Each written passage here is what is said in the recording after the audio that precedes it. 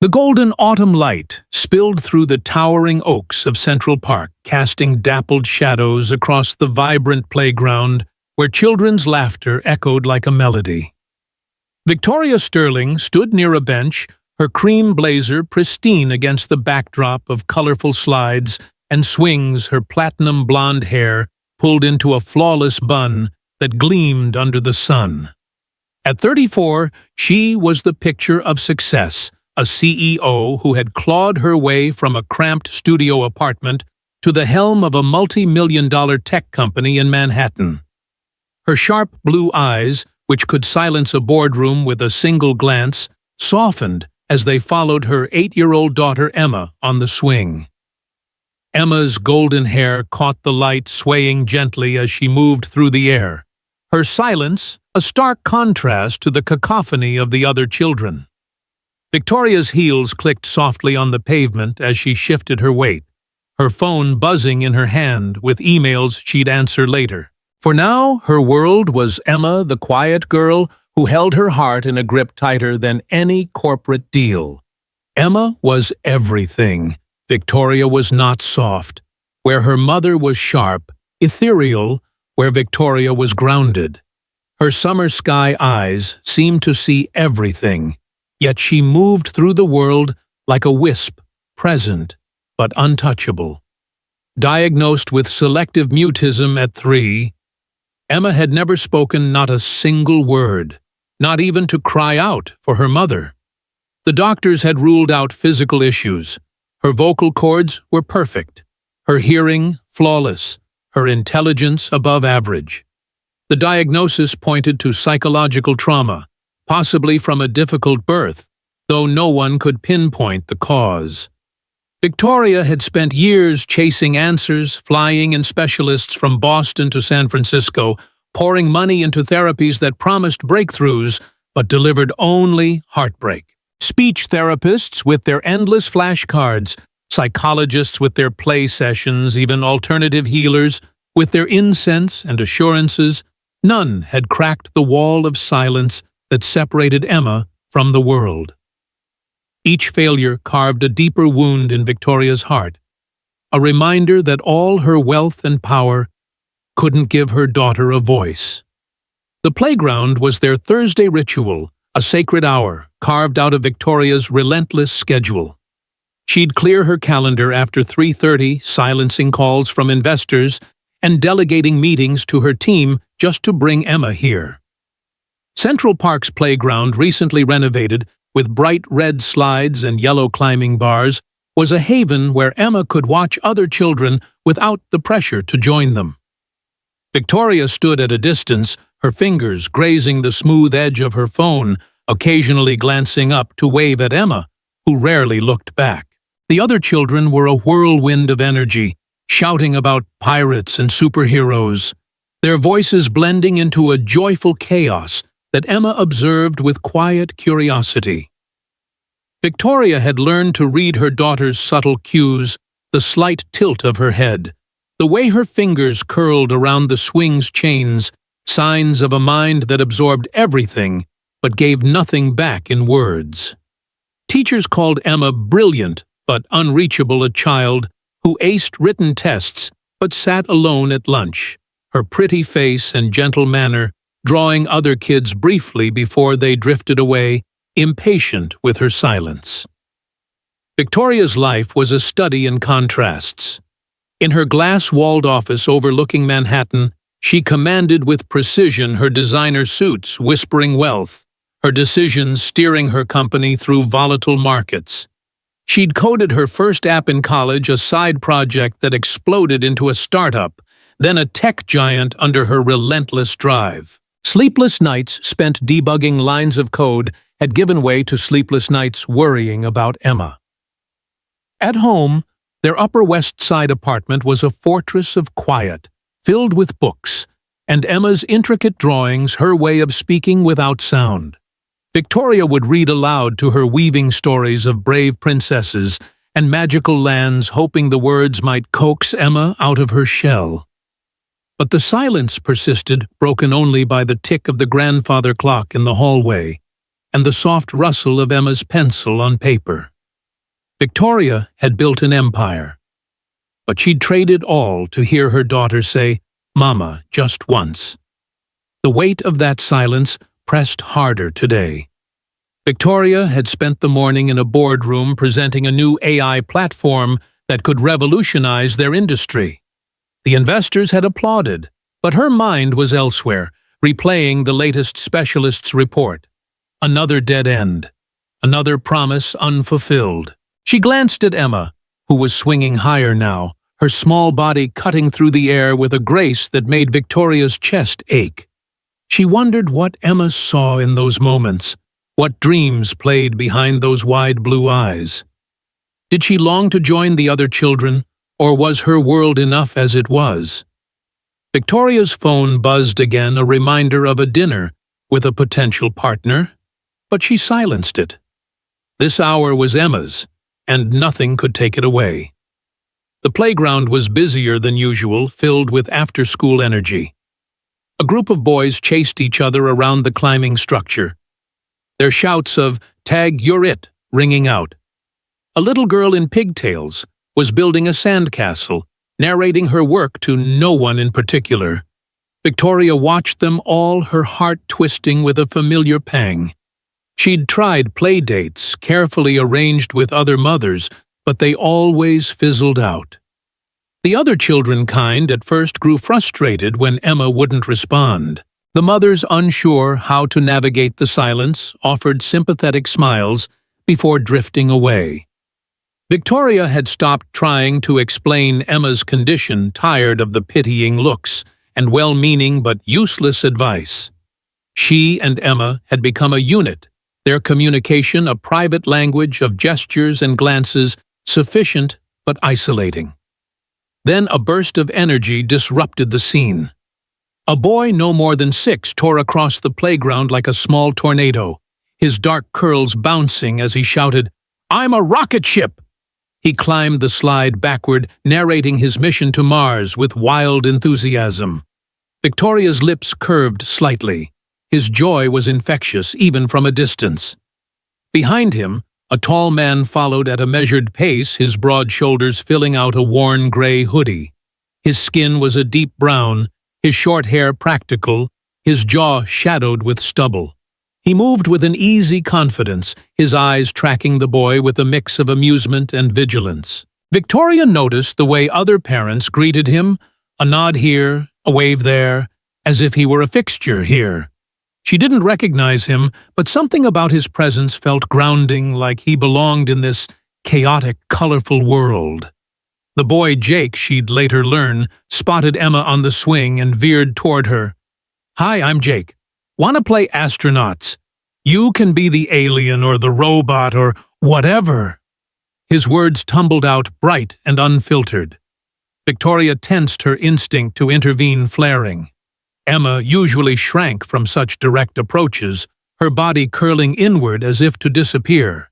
But Jake didn't wait for an answer, already launching into a description of his rocket ship technique, sliding down the slide with exaggerated sound effects. To Victoria's surprise, Emma didn't retreat. Her swing slowed, her eyes following Jake with something like curiosity, her fingers loosening on the chains. Victoria's heart quickened. She hadn't seen Emma engage like this with a stranger before. The man approached the bench where Victoria stood, his hands in his pockets, his posture relaxed but alert. "Mind if I sit?" he asked, his voice warm with a slight rasp, like he'd spent years shouting over noise. Victoria's first instinct was to decline, to keep the barrier she'd built around Emma intact. But his eyes, a steady brown, didn't pry or linger on Emma's silence. He simply waited, as if sensing her hesitation. Something in his calm made her nod, and he settled onto the bench, leaving a respectful distance between them. They watched their children in silence, Jake now on the monkey bars, narrating a mission across a lava pit, Emma still on her swing, but watching him intently. "Your daughter's observant," he said after a few minutes, his tone more statement than question. "She's taking it all in, isn't she? The way Jake moves, how the other kids react." Victoria turned to him, startled. Most people labeled Emma shy or different, their words tinged with pity. No one had ever called her observant, with such respect. "She is?" "Victoria," replied her voice, careful, her fingers tightening on her phone. "Most people don't notice that." He shrugged his eyes, still on the playground. "I work with kids a lot. Some learn by doing, some by watching. The watchers see more than we think." His words landed softly, but they carried weight, as if he understood something about Emma that Victoria had spent years trying to explain. His name was Marcus Thompson, a single father who ran community sports programs at the Brooklyn Community Center. He'd been a firefighter until an injury forced him to pivot, trading his helmet for a whistle. His son Jake was his opposite, where Marcus was calm and measured. Jake was a whirlwind, talking to everyone, befriending everything from squirrels to swing sets. Victoria learned this in bits and pieces as they sat, their conversation light but easy, like a melody finding its rhythm. Marcus didn't ask why Emma wasn't playing with the others, didn't probe into her silence. Instead, he commented on the weather, the new playground equipment, the way Jake's imagination turned every game into an epic adventure. Victoria found herself relaxing, her usual defenses softening in the face of his quiet acceptance. Jake, meanwhile, had circled back to Emma's swing. "Hey, silent astronaut," he called, undeterred by her lack of response. "Watch this!" He launched himself from the swing landing in a dramatic roll he called a space jump. Emma's lips twitched, not quite a smile, but closer than Victoria had seen with anyone outside their home. Jake took it as encouragement, weaving her into his narrative as his co-pilot, even though she didn't speak. Victoria watched, her heart caught between hope and fear. She'd seen Emma shrink from attention before, but something about Jake's relentless cheer seemed to draw her in, like a moth to a gentle flame. As the sun dipped lower, painting the sky in hues of orange and pink, Marcus stood calling to Jake that it was time to go. Jake protested, still mid-mission, but Marcus's firm but gentle 5 minutes buddy ended the debate. He turned to Victoria, offering a small smile. "We're here most afternoons. Jake's got enough energy to power this whole park." There was no invitation, no pressure, just a statement that felt like an open door. Victoria nodded, unsure why her throat felt tight. "Maybe we'll see you," she said, her voice softer than she intended. As they left, Jake waved wildly at Emma, who lifted a hand in return, a tiny gesture, but monumental in its rarity. Victoria watched them go, Marcus's tall frame steady beside Jake's bouncing energy, and felt something shift inside her. For the first time in years, she dared to hope that someone might see Emma not as a puzzle to solve, but as a child with something to say, even if it wasn't with words. She knelt beside Emma, who was gathering her small backpack, and brushed a strand of golden hair from her daughter's face. Ready to go home, she asked, her voice steady despite the storm of emotions within. Emma nodded, her eyes still on the spot where Jake had disappeared, and Victoria wondered if her daughter was already dreaming of their next adventure in this unexpected corner of Central Park. The Brooklyn Community Center smelled of polished wood and faintly of sweat. A cavernous gymnasium where sunlight streamed through high windows, illuminating specks of dust that danced in the air. Victoria Sterling stood at the edge of the bleachers, her cream blazer swapped for a tailored navy jacket that still whispered her SO status, though she felt out of place among the casual parents chatting nearby. Her platinum blonde hair was, as always, pulled into an immaculate bun, but her sharp blue eyes were fixed on Emma, her 8-year-old daughter, who stood hesitantly near a group of children weaving through an obstacle course of cones and hula hoops.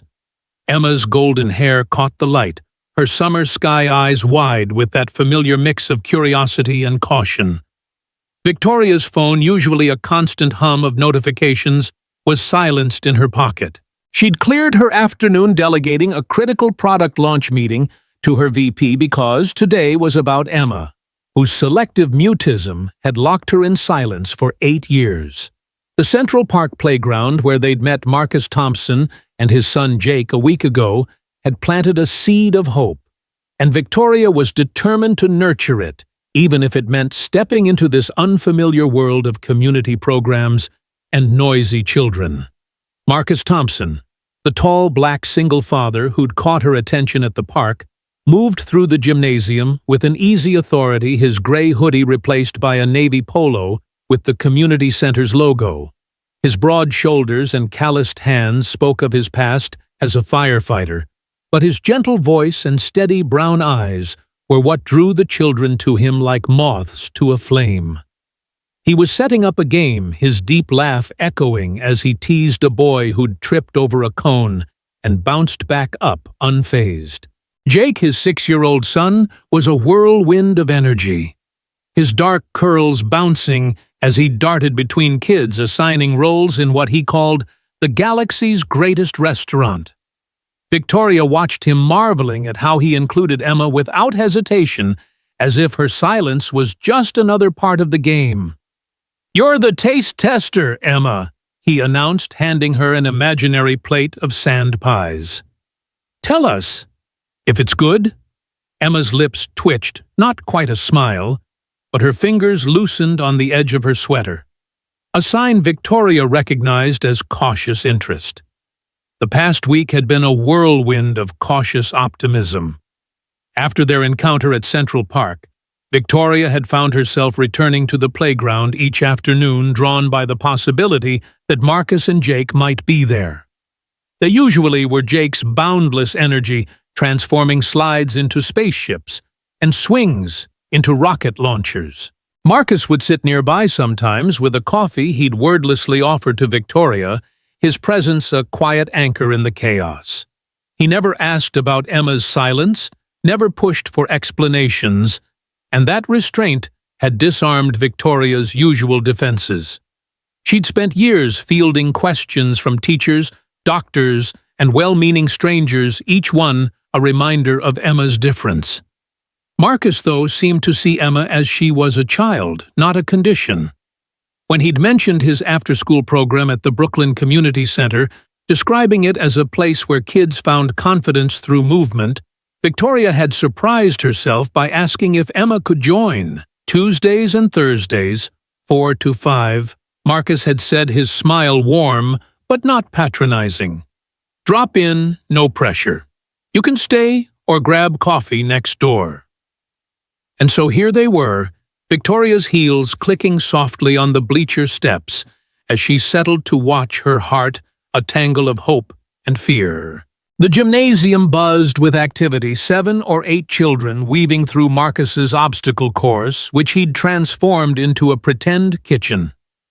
Hula hoops were stovetops, cones were ingredient stations, and a foam ball was the magic ingredient that made every dish special. Marcus moved among the kids, his voice a steady rhythm of encouragement, never singling out Emma, but ensuring she had a place in the game. Victoria noticed how he positioned himself where she could see him, his presence a silent reassurance.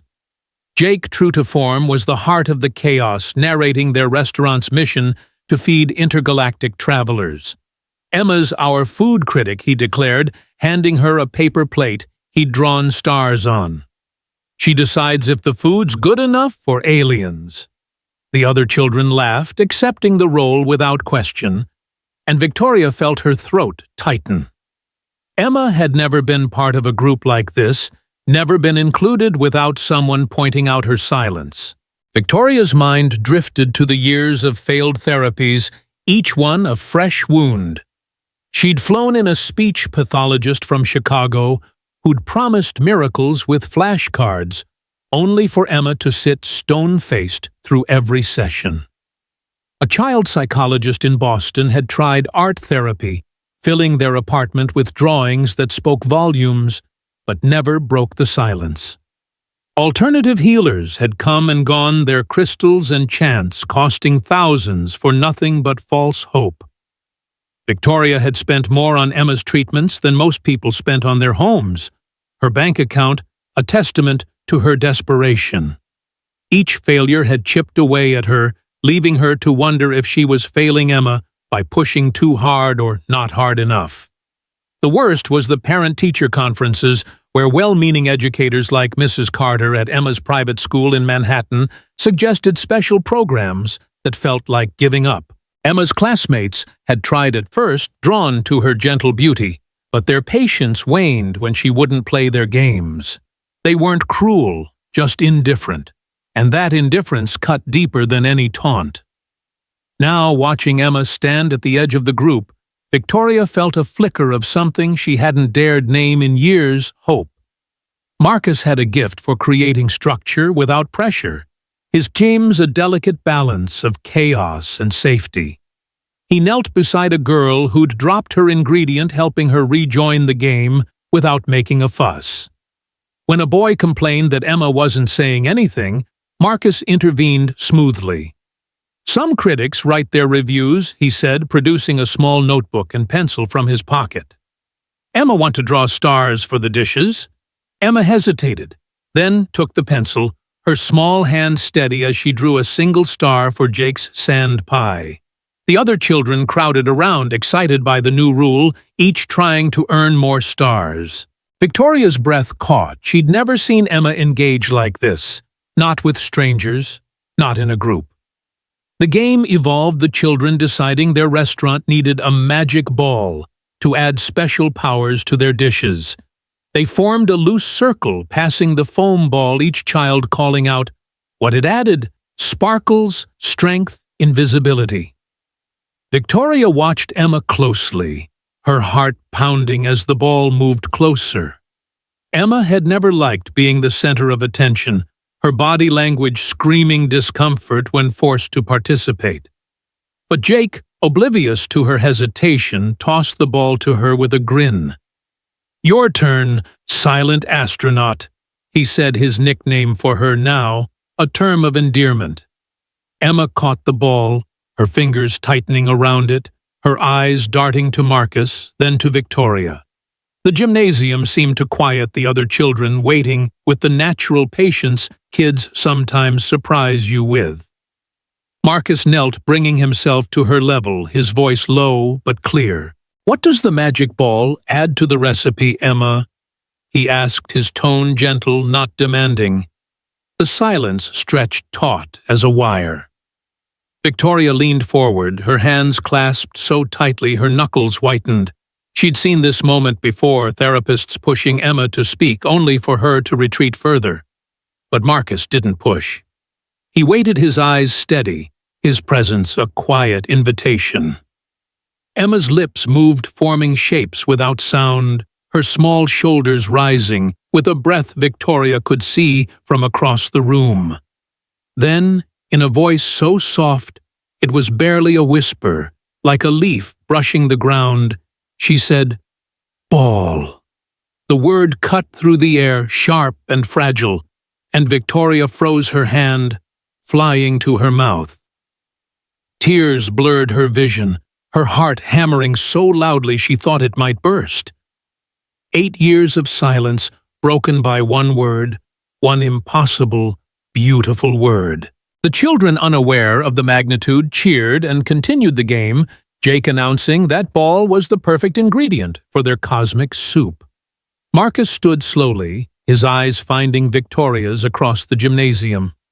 He gave a small nod, acknowledging the miracle without making it a spectacle.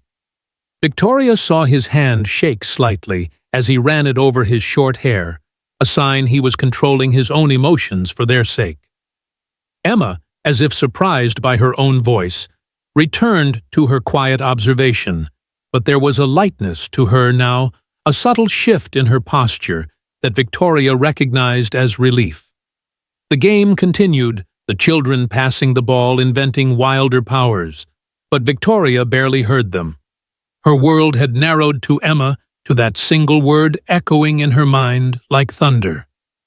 As the session ended, Marcus gathered the kids for a quick water break, his voice calm but carrying that same authority that kept chaos at bay.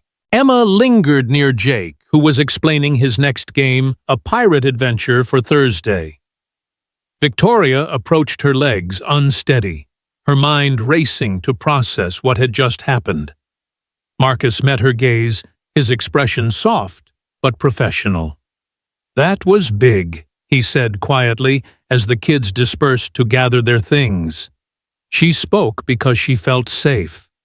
The game gave her a structure where speaking was just part of the flow, not a performance. Victoria knotted her throat, too tight to speak. She wanted to thank him, to pour out the years of frustration and hope, but the words wouldn't come. Instead, she managed, "How do we keep this going?" Marcus smiled, a small, genuine curve of his lips. "Consistency.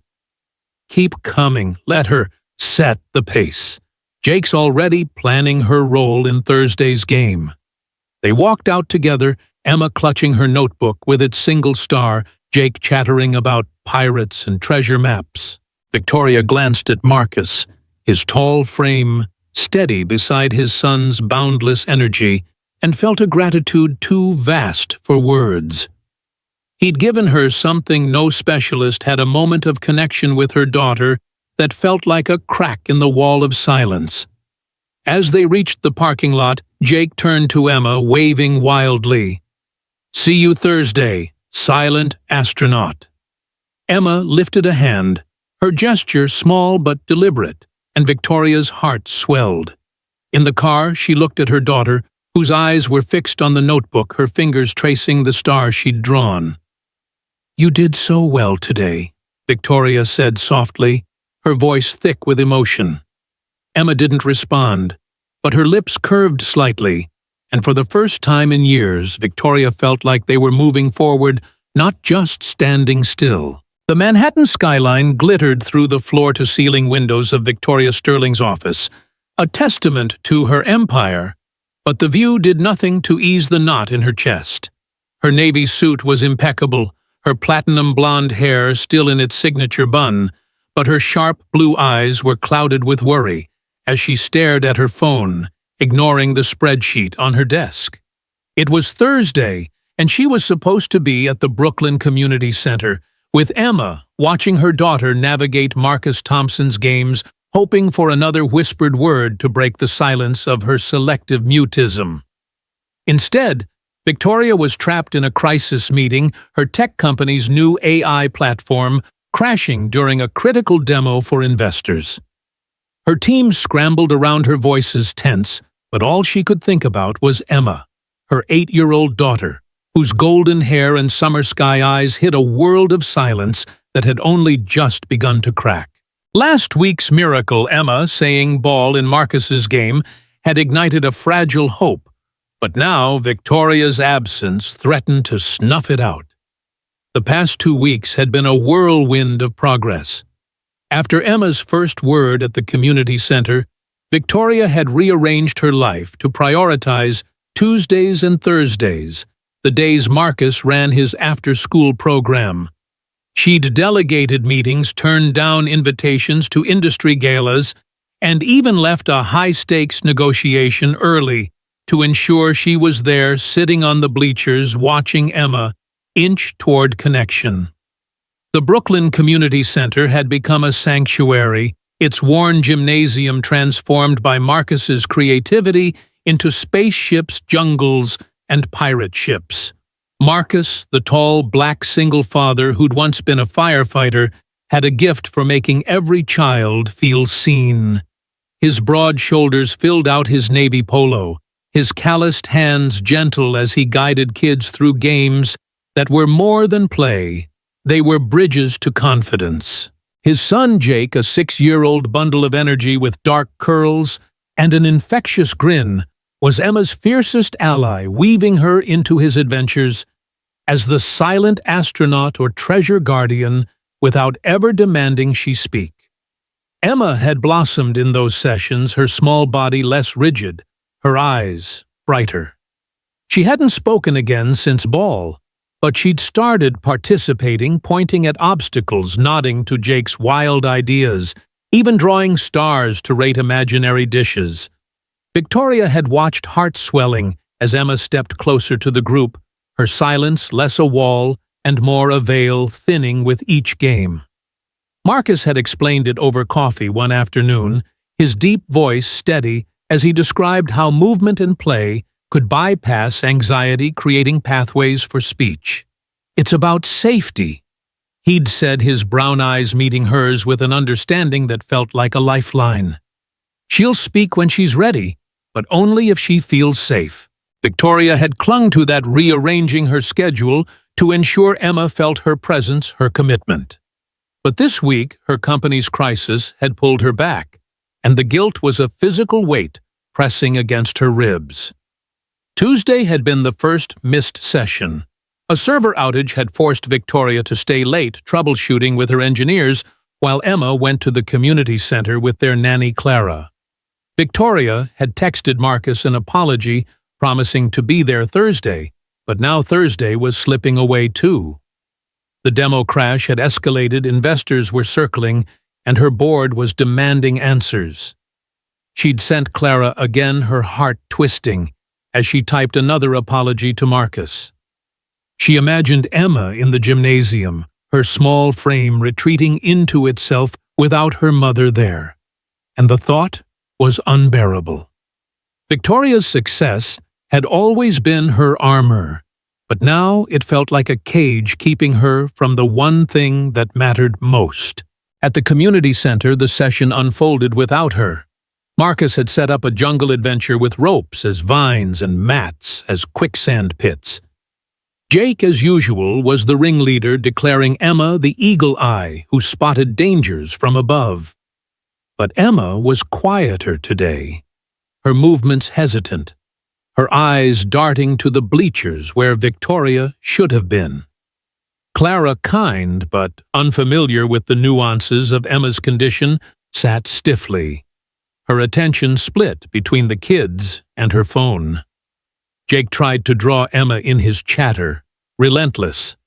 "Look, Emma, you're the best eagle eye. See that vine? It's a snake." But her responses were minimal, a nod here, a half-step forward there.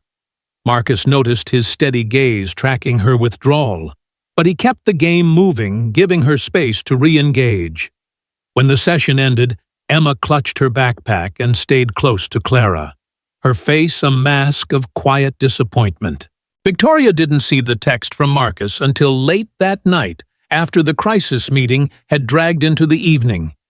She was in her Upper West Side apartment, the silence of the house broken only by the tick of the grandfather clock. Emma was asleep, her golden hair fanned across her pillow, her drawings of stars and jungle vines scattered on her desk. Victoria opened her phone, expecting a polite acknowledgement of her absence, but Marcus's message was direct. Emma needs consistency. She needs to know you value her progress as much as your work.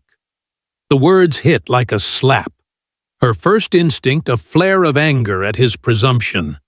Who was he to judge her? He didn't know the pressure of running a company, the thousands of jobs depending on her decisions. But as she stared at the message, the anger crumbled into shame. He was right.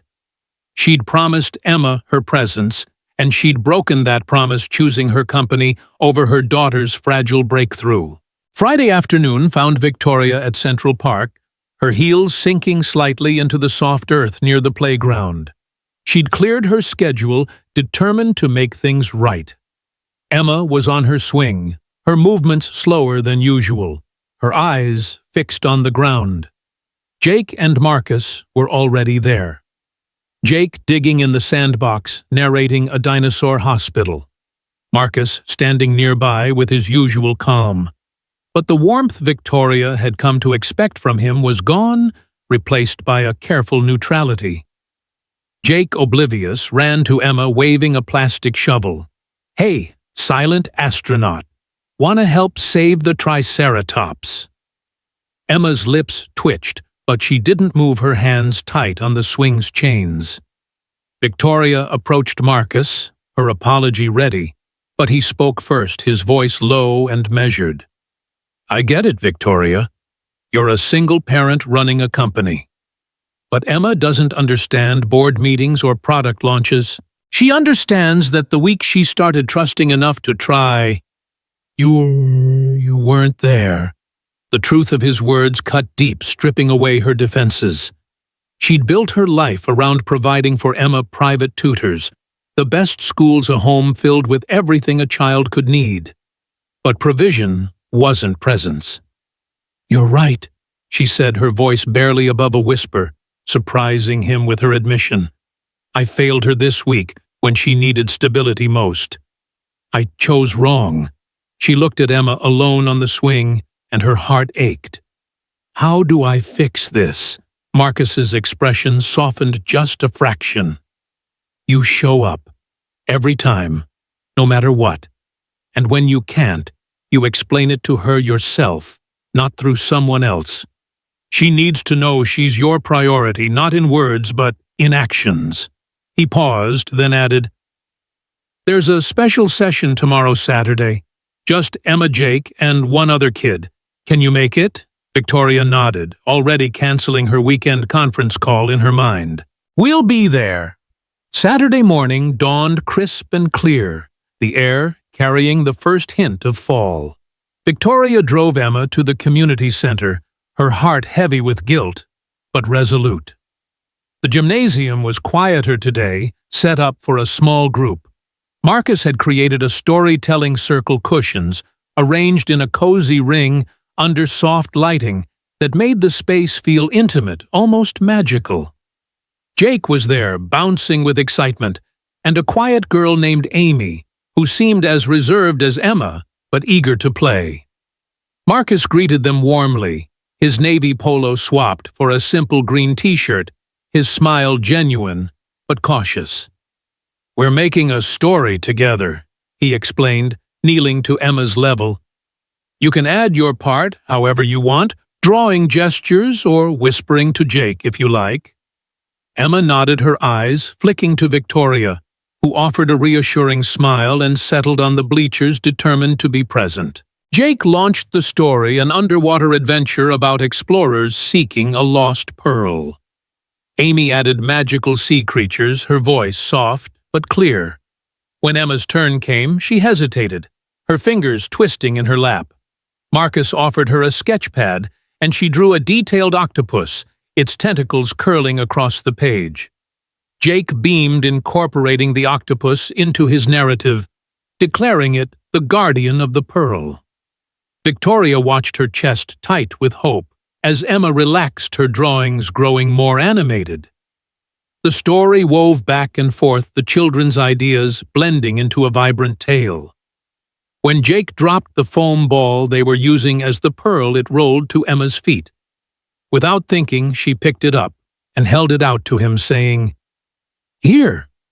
The word was clear, deliberate, cutting through the quiet like a beam of light. Jake froze for a split second, then grinned.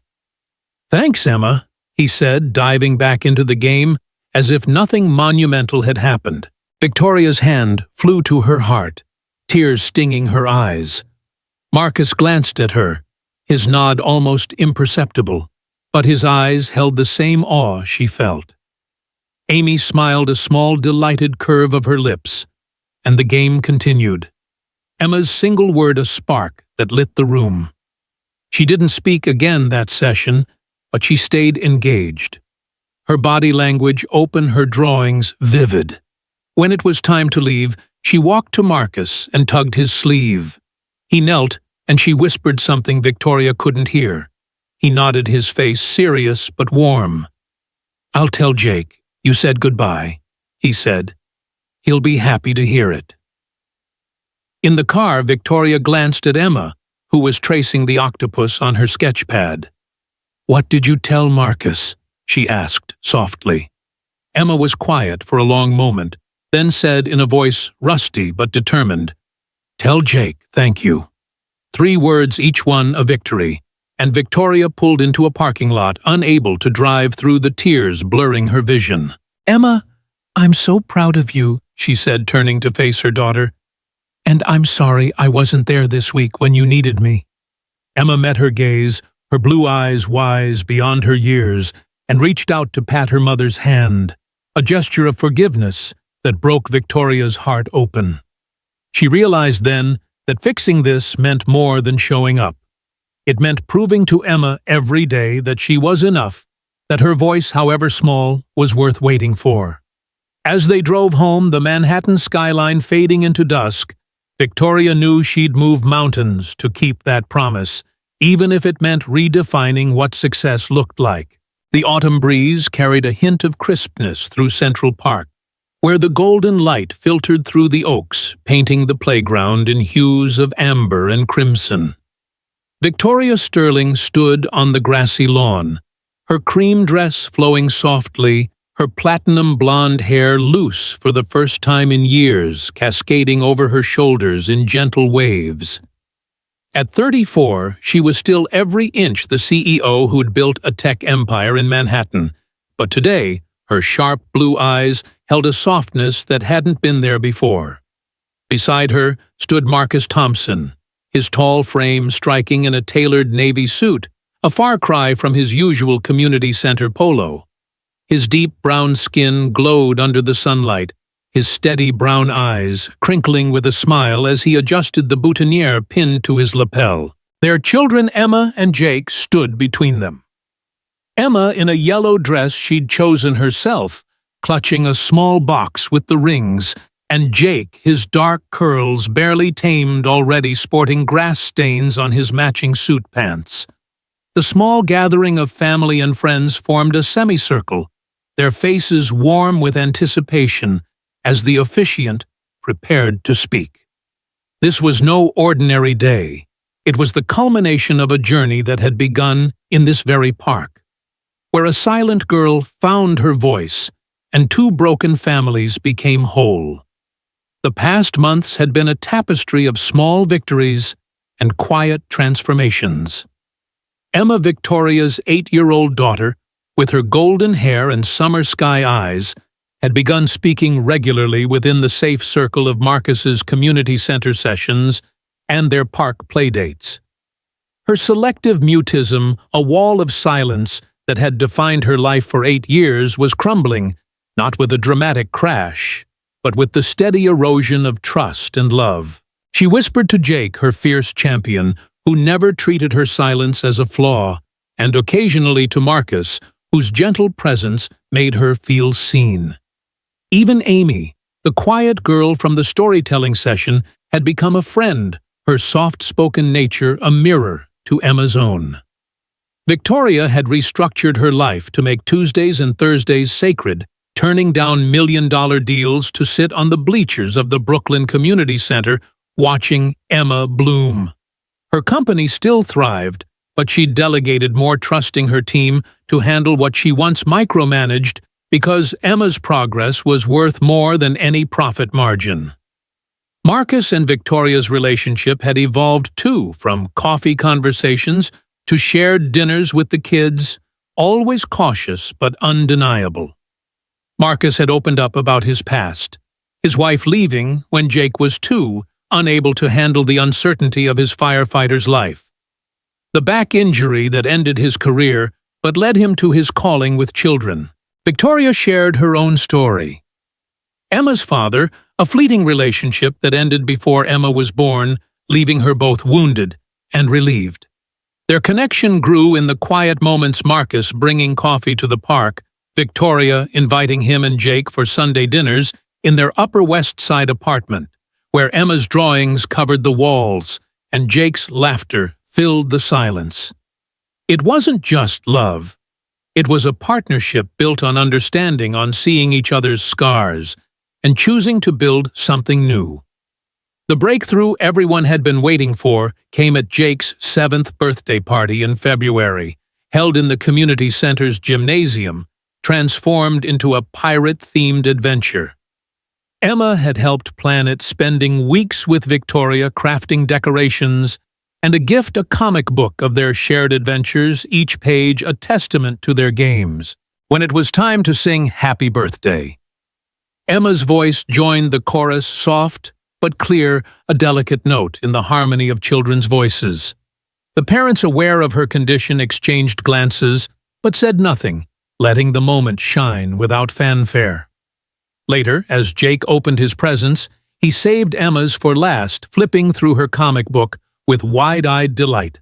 When he hugged her, she whispered something in his ear, and he announced proudly, "Emma says next adventure, she's the narrator." The room erupted in quiet applause, and Victoria, standing at the edge, felt tears stream down her face, her heart full to bursting. Spring brought more progress. Emma began speaking to her teachers at her Manhattan school. Single words, at first voluntary and deliberate. Jake became her protector, explaining to classmates with his characteristic bluntness, "Emma talks when she's ready, and if you're nice, she might be ready sooner."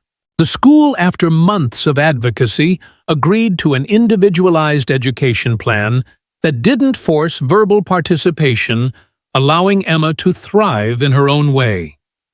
Victoria and Marcus grew closer, their cautious steps toward each other, guided by their children's needs. They were a family in all but name, their Sunday dinners a ritual of laughter and connection. Jake's chatter blending with Emma's quiet contributions, her voice growing stronger with each passing week. The moment that changed everything came on an ordinary Thursday in May, back at Central Park's playground. Emma climbed to the top of the jungle gym, her yellow sneakers bright against the metal bars. Victoria watched her usual anxiety flaring as Emma went higher, but Marcus stood nearby ready, but not hovering. Jake was in the sandbox building a dinosaur hospital with plastic shovels. Emma paused at the top, her golden hair catching the breeze, and looked down at them, her mother, Marcus, Jake, her family. "Look at me," she called out, her voice clear as a bell, carrying across the playground. "I'm flying!"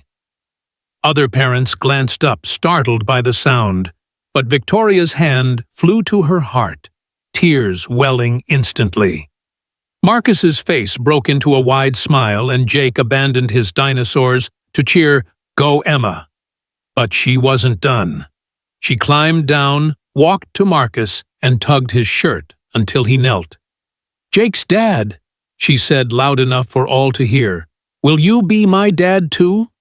The playground seemed to hold its breath. Marcus looked at Victoria, who was crying too hard to speak, but nodding emphatically. He turned back to Emma, his voice soft but steady. "I'd be honored to be your dad." Jake, never one to miss a moment, ran over, throwing his arms around them. "And Emma's mom can be my mom. We're getting a whole family," he declared, then looked at Emma seriously. "But you have to talk at our wedding, okay?" "Deal," Emma considered, then nodded. "Deal." The moment was raw, unguarded, a promise sealed in the golden light of an ordinary afternoon. Now, standing in Central Park on this October afternoon, Victoria felt the weight of that promise fulfilled. The ceremony was simple, intimate, the lawn surrounded by the same oaks that had witnessed Emma's first word. Emma stood tall, her yellow dress bright against the autumn hues, holding the rings with a quiet confidence. Jake vibrated with excitement, barely containing his urge to narrate the event. When the officiant asked if anyone had words to share, Emma stepped forward, her small frame steady, her eyes bright. The gathering, Marcus's parents from Brooklyn, Victoria's sister from Boston, a few close friends leaned in, sensing the moment's gravity. Emma looked at Marcus, then Victoria, then Jake, and began, her voice clear and deliberate. "My mom was sad because I couldn't talk," she said, each word carefully chosen, carrying across the lawn. "Marcus and Jake showed us that love doesn't always need words. But now that I have words, I want to say them." She turned to Marcus. "Thank you for waiting until I was ready. Thank you for making Mom smile again. Thank you for being my dad even before I could ask." She faced Jake. "Thank you for being the best brother, for never making me feel broken." Finally, she looked at Victoria, her summer sky eyes glistening. Thank you for never giving up, even when it was hard. I always heard you, even when I couldn't answer." There wasn't a dry eye in the crowd. Jake, unable to contain himself, shouted, "Group hug," and they collapsed together, a laughing, crying tangle of limbs and love. Emma's laughter now, with sound, rang out like the sweetest music Victoria had ever heard. As they stood to exchange vows, Victoria caught Marcus's eye, and he winked a silent acknowledgement of the journey they'd shared. The officiant pronounced them a family, and Emma and Jake released butterflies they'd raised together, watching them scatter into the sky. Emma called out fly-high butterflies, her voice confident, a beacon of her transformation. As the insects disappeared into the blue, she slipped her hand into Marcus's, her other into Victoria's, with Jake holding Marcus's other side. They stood there in the park where it all began, a family forged not by blood, but by choice, by patience, by love. The lesson of their story was clear, woven into every moment of their journey. It wasn't just about Emma finding her voice, though that was a miracle in itself. It was about the power of patience, of seeing someone not as a problem to fix, but as a person to understand. Marcus had taught Victoria that love means waiting, creating space for growth without forcing it. Emma had shown them that courage can be quiet, that progress isn't always loud or linear. For the children listening, the message was simple but profound. Everyone has a voice, and it's okay if it takes time to find it. Be kind, be patient, include others, even when they're different.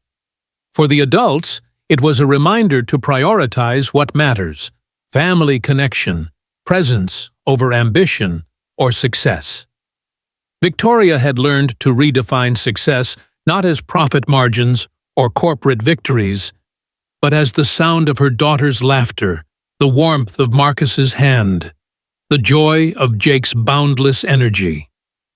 As they walked away from the ceremony, Emma looked up at her new family and said, "Home." And in that word, Victoria heard the truest victory of all, a family built on love, trust, and the courage to keep trying.